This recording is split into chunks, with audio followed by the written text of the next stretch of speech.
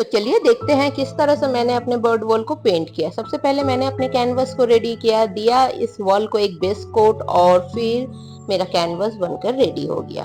Then मैंने birds draw किए। आपको जितने नंबर्स के चाहिए आप उतने नंबर्स ड्रॉ कर लीजिए। देन मैंने पेंट किया इन बर्ड्स को। इस बर्ड को पेंट करने के लिए मैंने चॉक पेंट और एक्रिलिक कलर्स का यूज किया है।